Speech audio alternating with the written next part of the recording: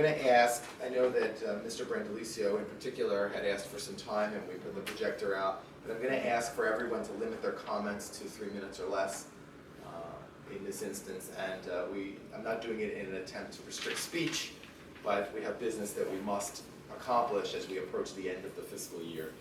And so I'm going to keep track. And if you have something that you would like to say, why don't I start from the back and work my way forward? And name and address, and then go at it. Use your time wisely.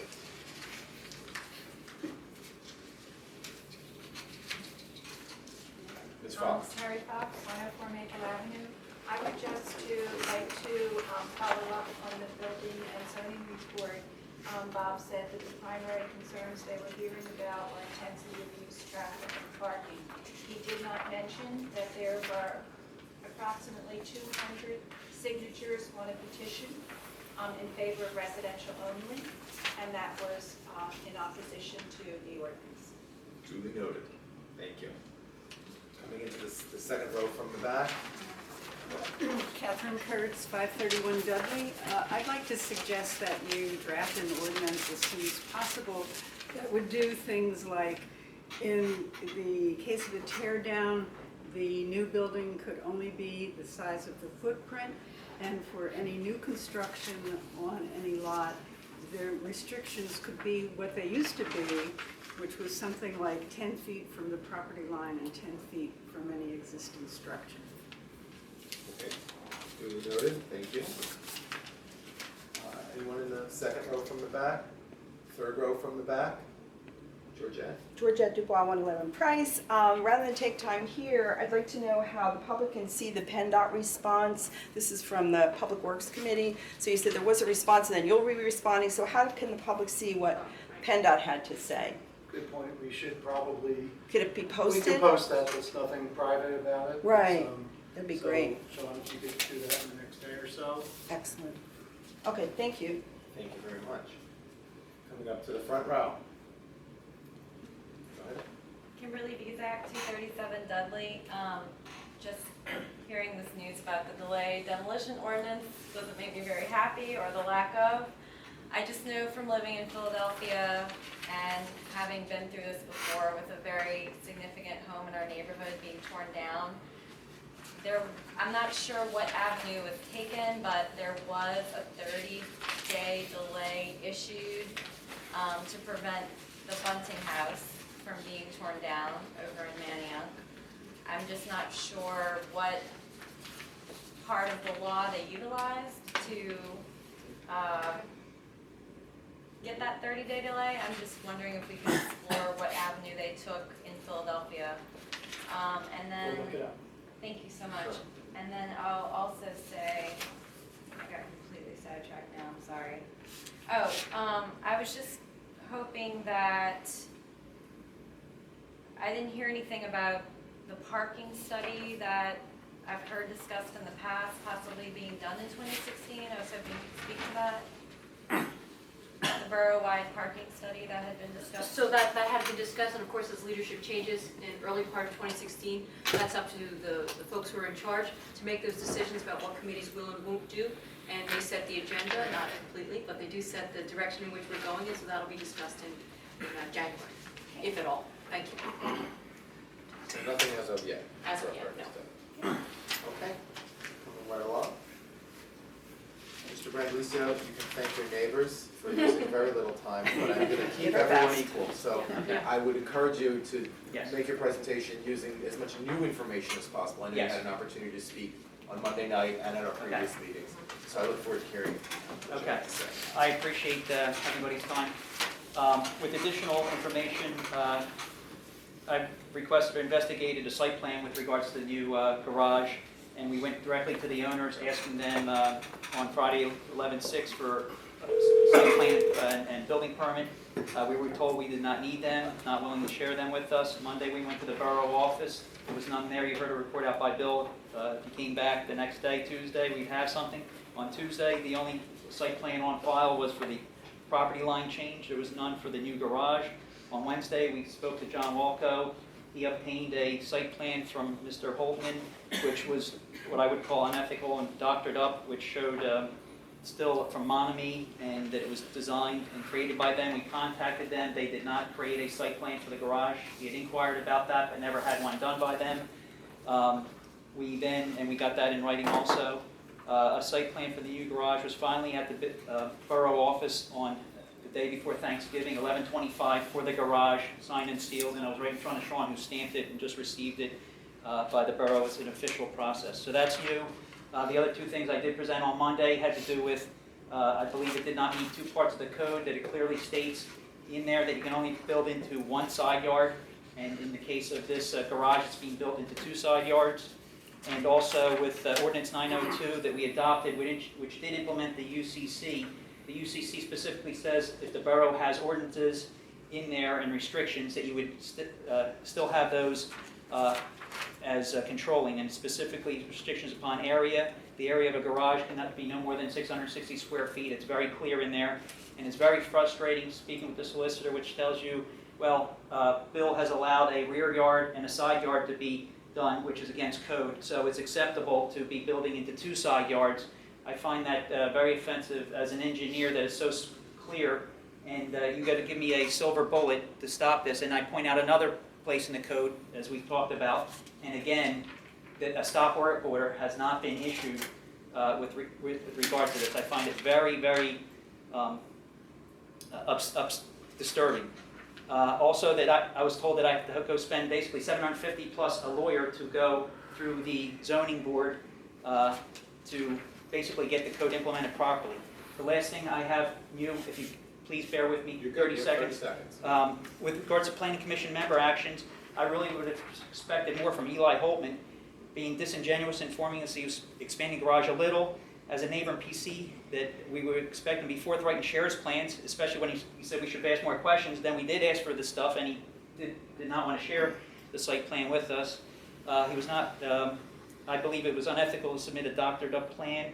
Surprised that he would submit plans that do not meet the present day code as posted on the Narberth Borough website, and that he would do this to his own neighbor, and what kinds of plans would he be developing for our community. It's really surprising as a planning commission member that this has happened. I don't want to be here, to be honest, but I feel that we should all be equal and treated equally in terms of the code and being implemented.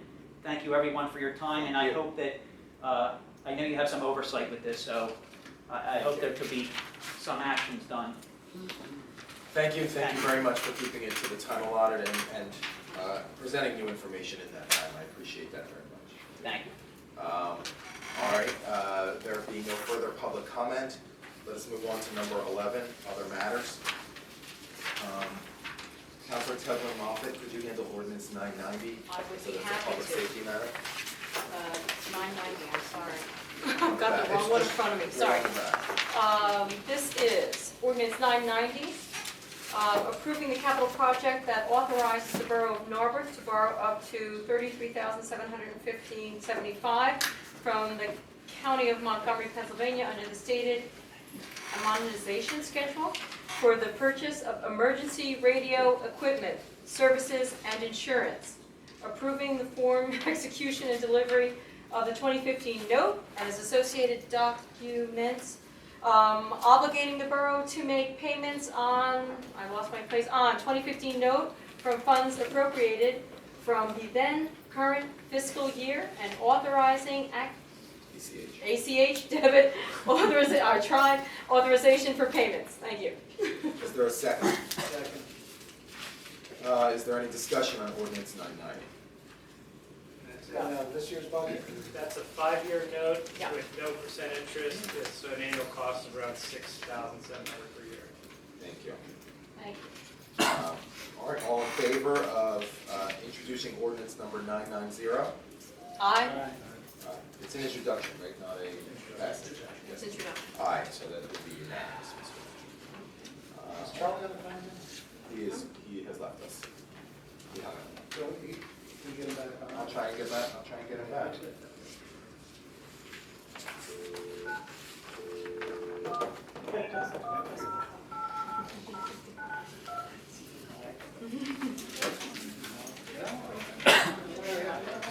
Well, you've reached Charlie Stewart. Try it.